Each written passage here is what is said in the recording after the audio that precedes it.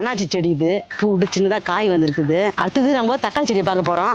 தேவையான குழம்புக்கு இந்த தக்காளி நாங்கள் அறுத்துக்கு வந்தாங்க. இன்னும் பழுக்கல, ஒரு வாரம் ஆகும் பழுக்கிறதுக்கு. பாருங்க, இது சுண்டக்காய் செடி. இது வந்து எலும்பு இலைன்னு சொல்லுவாங்க. இது காட்டில் தான் இருக்கும் அதிகமாக. கால் உடஞ்சி கை உடஞ்சவங்களுக்குலாம் அந்த கட்டு போகிறதுக்கு இந்த இலை யூஸ் ஆகும். பச்சை வாழை இது இந்த மரம் பாருங்க, கொலை வந்துருக்குது. இப்போ இந்த காய் பழுக்கிறதுக்கு எப்படியும் ஒரு 2-3 மாதம் ஆகும். இந்த மரளி செடி இது மண்ணுக்குள்ள இருக்குது. கிழங்கு இன்னும் முத்தத்துக்கு நாள் ஆகும். சாத்துக்குடி மரம் இது. இதில் பாருங்க, சிட்டுக்குருவி வந்து கூடு கட்டி முட்டை வச்சிருக்குது. பொங்கலுக்கு வாங்கின கரும்பு இது. அதனுடைய அடியை வெட்டி நாங்கள் வச்சிருக்கிறோம். இந்த அடுத்த பொங்கலுக்கு இதெல்லாம் அறுவடை செய்வாங்க. அடுத்தது இது அவக்காடோ செடி.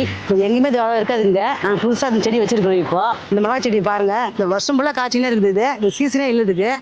இந்த மிளகா அரைத்தா நாங்கள் வீட்டுக்கு குழம்பு யூஸ் பண்ணிக்குவோம். இந்த மிளகா பாருங்க, எப்படி அரைத்தியா காய்ச்சது பாருங்க. நல்லா நல்லா கலராக இருக்குது, சிகப்பா. உங்ககிட்ட பக்கத்தில் சின்ன இடம் இருந்தால் கூட சின்ன தோட்டம் அமைச்சு உங்களால் முடிஞ்ச ஒரு கீரை காய்கறி நீங்கள் விளைய வச்சிங்கன்னா உங்கள் வீட்டுக்கு உபயோகமாக இருக்கும். அது வீண் செலவு எதுவுமே இல்லை. இருக்கிறது